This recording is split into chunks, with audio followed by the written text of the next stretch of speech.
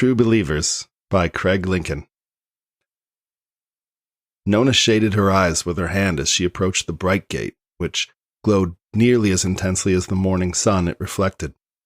The two massive, polished steel doors had remained closed since the quarantine began, opening only a handful of times to put any known afflicted inside, never to let anyone out.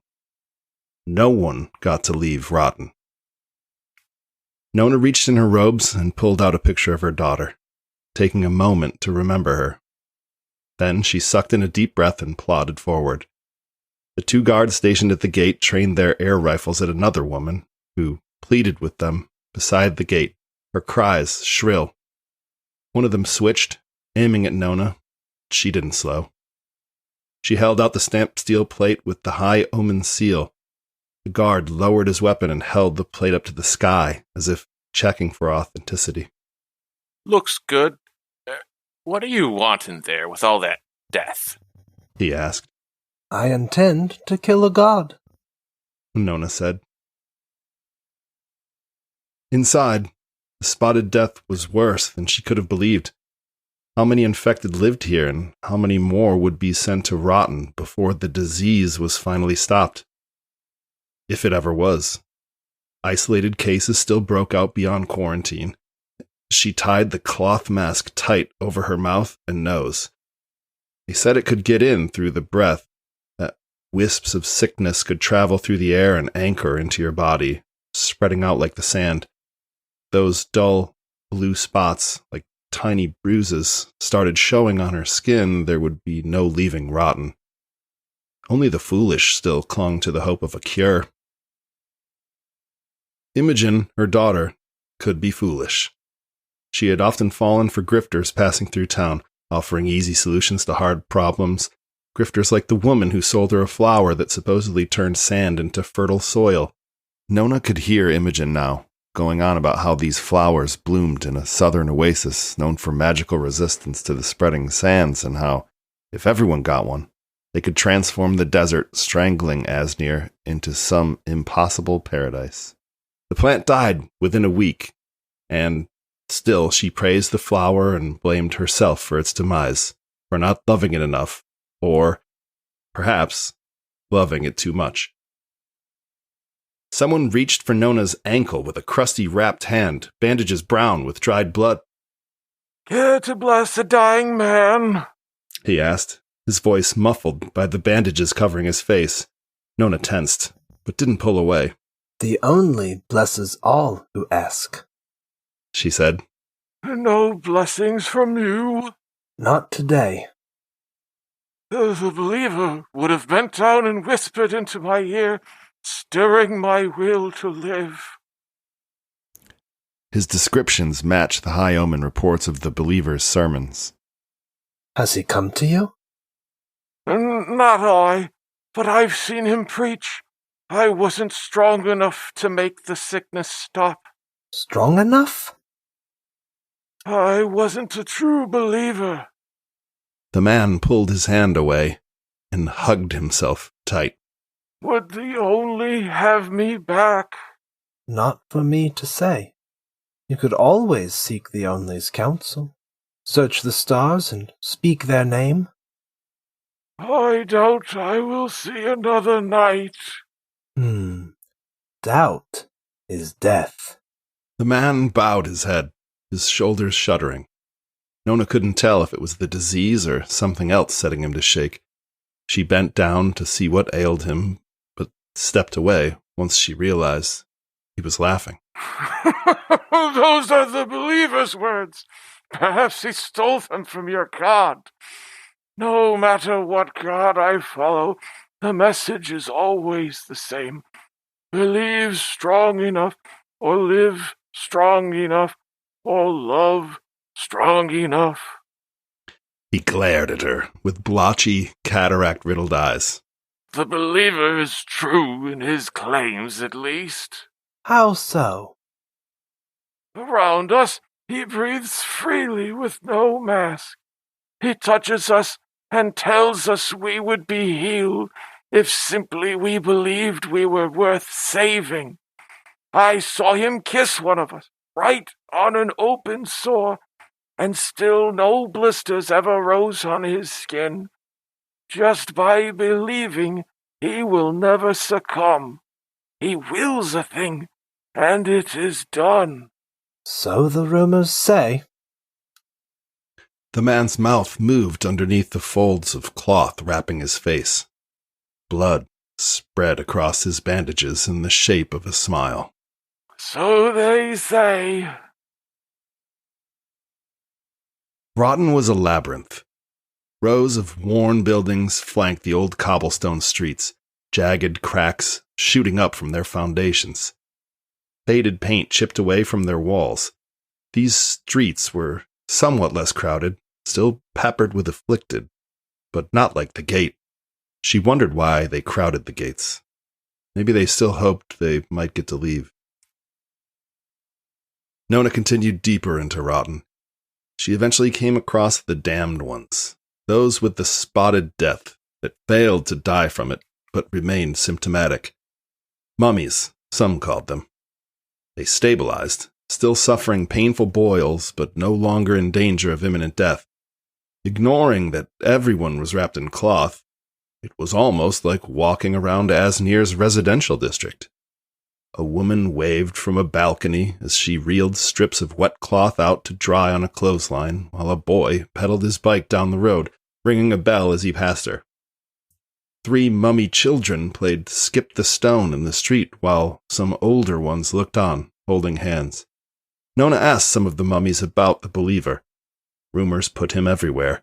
Few said he claimed the tallest building in the quarantine where he could be heard by all afflicted to give them hope. Others described him as without place, ephemeral, able to pass through walls and beneath the earth and fly freely on the wind. One led her down a maze of alleys just to bring her before a toilet stall. He pointed at it and said, "The believer lives in there." Then howled with laughter. None of them offered any truth. Hours of false leads and fruitless conversation. Nona came to a marketplace where dozens of stalls lined the road, each housing a smattering of scavenged goods. One table displayed a flute, a gilded birdcage, a wrench, a bent horseshoe, a stone ice fight set with 3 pieces missing, and a half-empty bottle of wine. Nona bent down to inspect an air tank at one of the stalls, surprised that it was half full. "Looking for some air?" asked the merchant behind the stall. Only her eyes and the pale, cracked flesh around them were visible. Her bandages were heavy with dust. How long have you lived in Rotten? Nona asked. The merchant cast her eyes down. 4 years. The only help you. The only cannot save me from this place. What about the believer, then? Do you think he will save you? The merchant eyed the crowd before leaning towards Nona. Let the escudo take him. You call out to the old god. The new ones do not impress me. Not the only, not the believer. Nona tensed her neck and bit down on her lip. The believer is a false god. Just as false as your precious only. Are you trying to find him? I am. To what end? My business is my own. She rolled her eyes. Leave Rotten, Omen. Go back to Asnir. There is nothing for you here. Nona grabbed the merchant's shoulder and shook her once. Tell me where he is. The merchant hesitated, but then nodded and pulled back from her grasp, her lips wet with spit, nearly sneering. But then she bent down slowly and produced a pamphlet depicting 2 large eyes framed by cloth wrappings. "I believe" at the top. Below that was a time and a place, Osser Square. The back of the paper displayed a crude map. Must be fate that one of his followers left this with me yesterday. Take it. Nona picked up the pamphlet. What changed your mind? I know that look, that steely persistence. Seemed the fastest way to be rid of you and your god was giving you what you wanted. Ozzer Square sat in the center of Rotten, deeper still into the quarantine zone. The buildings around the square suffered from a lack of maintenance, mostly dilapidated. Nona noticed a dearth of people around the area, except for the square itself. Afflicted teemed there. A stage of sorts stood in the middle of the square, constructed from clay rubble piled beneath a metal billboard displaying a row of uniformed men and women with the words, "Enlist in the Falcons today," printed across the bottom. The word, "Vultures," was crudely scrawled in large, maroon letters across the length of the sign. The noon sun bore down on Nona, and sweat seeped from her forehead, stinging her eyes, but she could still make out movement near the stage. She didn't need to see to know who it was. The crowd's sudden silence told her all she needed. "Welcome," A man said. "you wondrous hopeful." His voice was high-pitched, almost nasal, but projected well. The crowd replied in unison. We thank you, believer. Nona felt her flesh prickle. Though the air was still, she clenched her teeth. "What brings you out here, friends?" To witness. Yes. The stinging left her eyes and she could finally focus. The believer stood with his arms wide, wearing a simple tattered cloth robe, dingy about the hem. "Then behold!"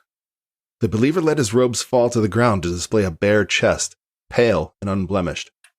He closed his eyes as the crowd around him gasped. "How long have I lived among you, wretched and discarded? Since the beginning, since the disease started. I kiss the dying and yet suffer no affliction." He inhaled deeply. "Tell me, why is this?" Belief. The crowd said. Nona's shiver deepened. She scanned the crowd. No Imogen, though the crowd was too large to see everyone. Nor did she see her among the few others on stage, in the back. "The most powerful force in existence. The believer pointed a finger at the crowd. It can cure any woe. Show us. The crowd was animated now, hands raised. The believer slipped off his sandals, little more than rubber held to his feet with straps, and stood barefoot on the billboard. Watch as my flesh presses against this burning hot steel. Listen to its sizzle, and see with your own eyes that it remains unmarred and fair. Do we doubt?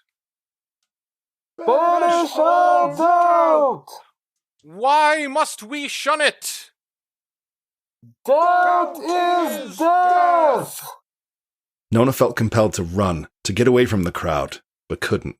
The crowd was like a single mass, and she saw no easy way to pass through them without forcing people apart. She pulled the cloth tighter over her face. The believer continued calling out questions, and the crowd spat back its rehearsed answers. And yet, all the mummies responded loudly and passionately through cloth-covered mouths. Nona's own voice nearly joined them, just because it felt right to do so. The believer performed more feats of will to prove his power, holding his breath for nearly 10 minutes, catching arrows fired at him while blindfolded, laying on a bed of knives, coming off it unpunctured, and the crowd watched them all, supporting his deeds with collective gasps and applause. You have borne witness, The believer said. I performed to help you, to show you how to overcome, how to surmount. Only by being true believers will you drive back the sickness that racks your body. Belief will save you all. Yes! Cried the crowd. Believe your flesh will be cleansed. Nona felt trapped, her shoulders shuddering, as if she was being watched. The crowd was now primed, ready to start something. She scanned the area, looking for a way out. I believe! The crowd said. Believe you will cast off your wrappings, shed your cocoon, and let your shining, perfect flesh touch the sun once more. Believe you will be free. Fists shot into the air as mummies chanted the believer's name and started unwinding their wrappings. The surge of the crowd pushed Nona toward the stage. One woman ripped her wrappings off her face, revealing pale, blue spots and open sores. She screamed for the believer to save her. Another mummy shoved the woman, knocking her down, and she stayed there, sobbing into the sand. Hands grazed Nona as she threaded her way through the mummies. An old man with knobby joints poking through his wrappings pointed at Nona's mask and told her to believe, to save herself. He took unsteady steps toward her, as if his legs were about to buckle, and a dozen or so approached her from all sides with outstretched arms, chanting at her to shed her cocoon. Nona gripped the pistol hidden within her robes and cocked it, hoping she remembered to open the air valve. A cloth-wrapped hand reached for her, reaching to pull her mask down. She jerked away. The mask was her only protection, though how much protection could it be, really? The cloth had holes, and if the fever carried on the breath, then the breath could go through the holes. More hands reached for her face. If she fired, how many would she kill? Not enough. She took her hand off the pistol and reached instead for her writ, pulling it out and holding it above her head. Be gone! Nona shouted through her mask. In the name of the Only! The Only still carried authority, even here. Or omens were still feared. Either way, those surrounding her stopped and backed away, one of them spitting curses as she withdrew. The crowd spread out like insects, heading away from the square and down various roads and alleys, their chants and screams growing quieter. The believer, still on stage, clapped dust from his hands and was helped back into his robe by a larger man. The pair headed down the street in the opposite direction as the crowd. As Nona left to follow them, only the weeping woman remained in the square, staring up at the sky, perhaps seeming to search for something. Her boil-pocked mouth contorted into a scream, though no sound came out. Nona followed the believer to a large building with a worn, faded sign that read, Kunta Preservatives, on the far end of Rotten. Nona pulled back the tarp that served as a door and heaved as a sickly stench hit her nose. Crates lay smashed across the floor, their contents looted long ago. She tightened her mask. She took 2 steps farther inside and rounded a corner, bumping into the larger man that helped the believer with his robe. He scowled, which was exaggerated due to a disfigurement cleaving his upper lip in two. Whether that was from violence or inflicted by the spotted death, she couldn't say. Tarsus, Came a voice, echoing from deeper inside. let her in. I'm curious why she followed us. The large man said nothing, but took 1 step to the side, letting Nona pass. Beyond the crates, a cavernous, empty room sprawled before her, where people lay on the floor, organized into neat rows. All dead, and in various stages of decay, some little more than bones. She drew closer and saw the entire warehouse floor was covered with bodies. The believer crouched down beside a body, putting something in its mouth. You made quite the spectacle, The believer said. We don't see many omens from beyond the gate. Actually, not ever. All of these people are dead. Nona said. Oh, yes. Tarsus said. Most have been dead for years. Some only a few days. Why are they here? You're looking at true believers.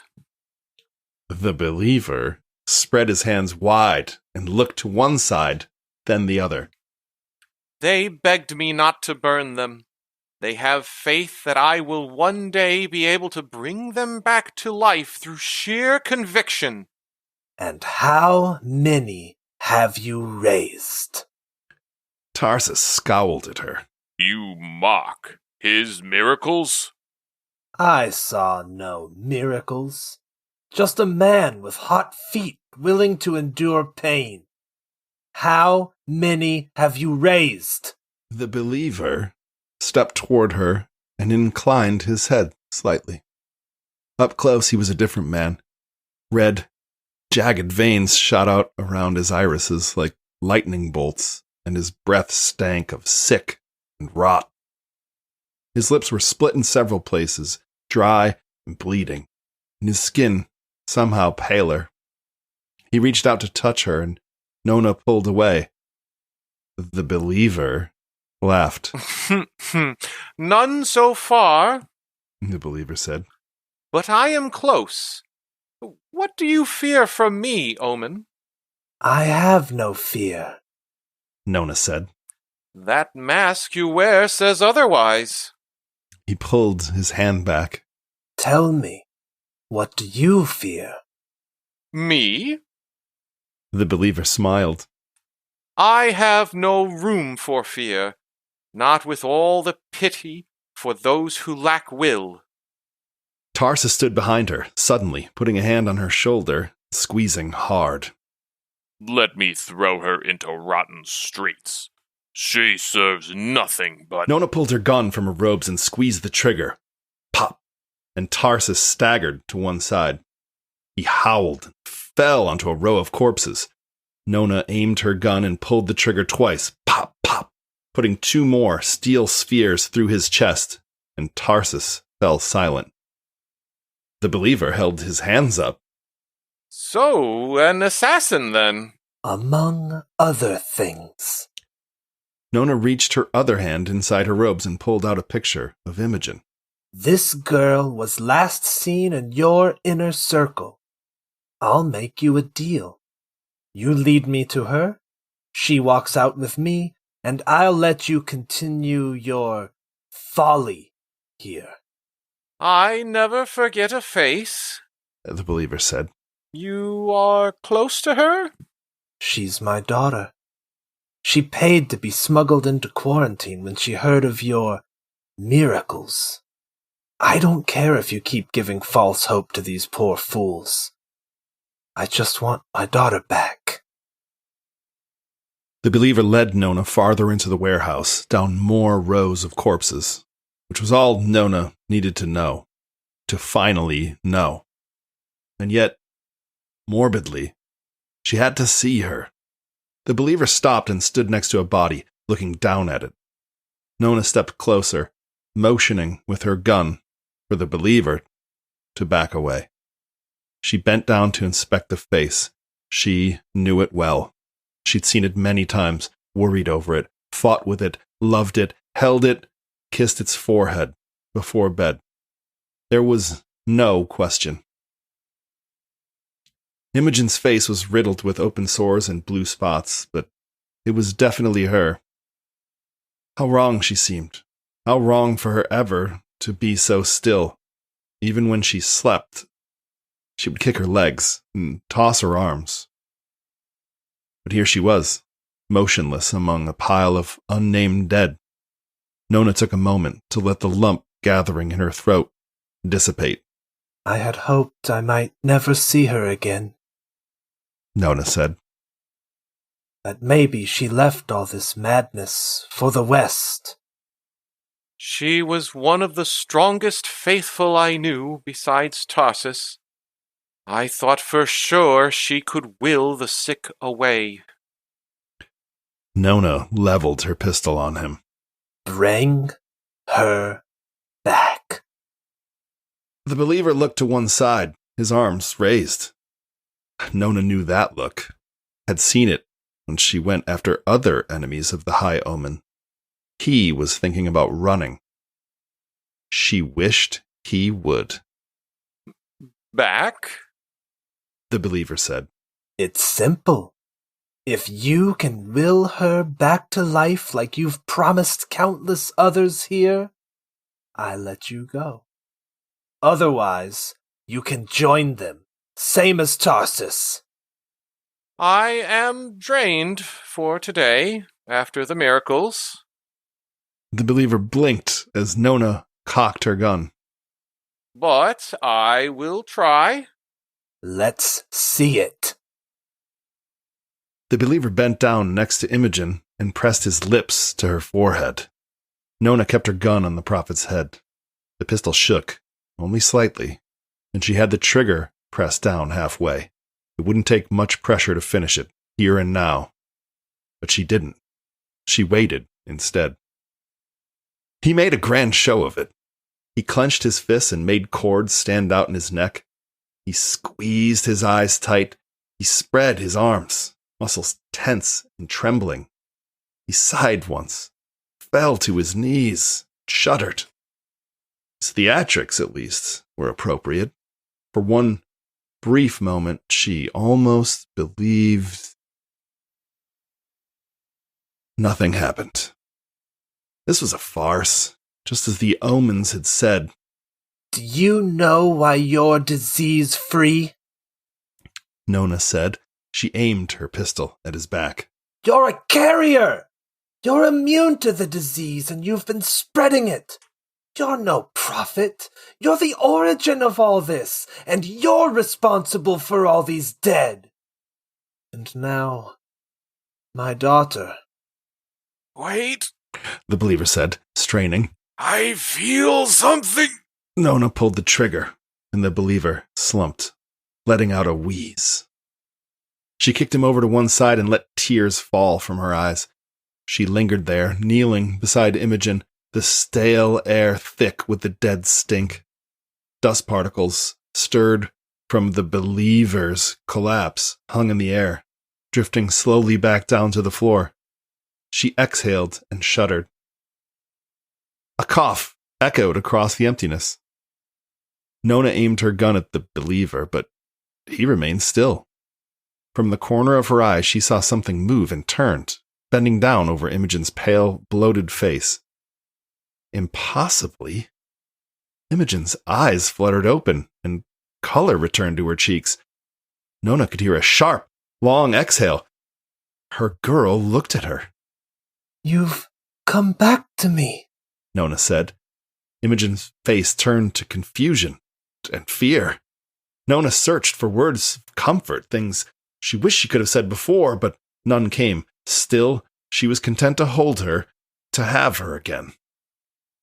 The believer rasped one long, last breath.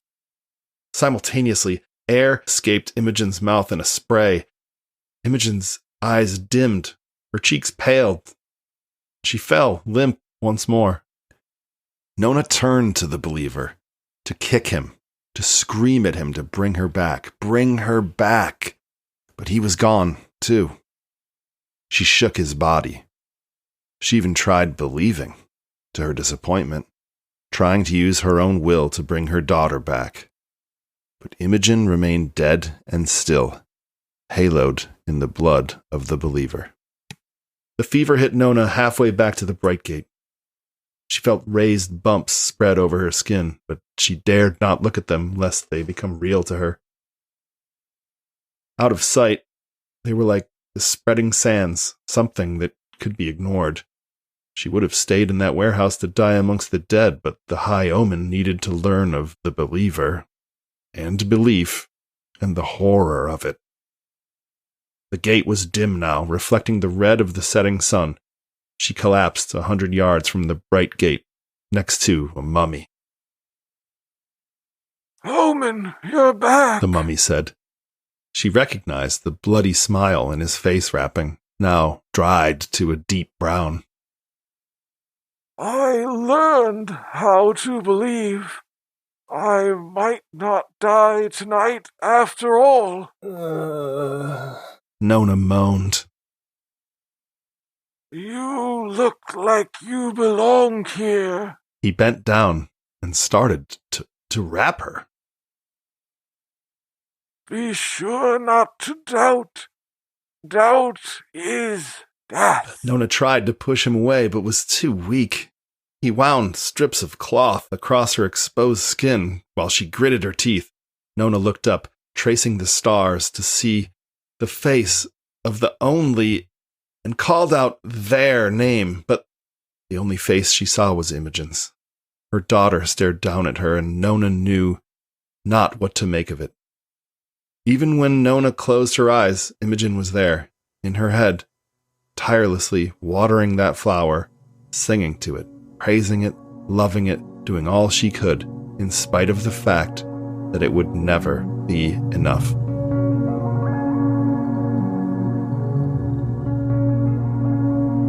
You've just listened to True Believers by Craig Lincoln. This story was read to you by Eric Riha, Stephen MacLauchlan, and Judson MacCaull. Craig Lincoln is a writer of science fiction and fantasy and a graduate from North Carolina State University, earning an MFA in fiction. He has held a myriad of odd jobs, including, but not limited to, busboy, projectionist, cruise ship janitor, fast food worker, and an airplane refueler. His fiction has been published in places such as Daily Science Fiction and the Drabblecast. He currently resides in Durham, North Carolina, with his wife, 2 kids, and a dog. He works in publishing, managing editorial offices for scientific journals. To find out more about Many Worlds, check us out at manyworldsforum.com. Thank you for listening to Many Worlds.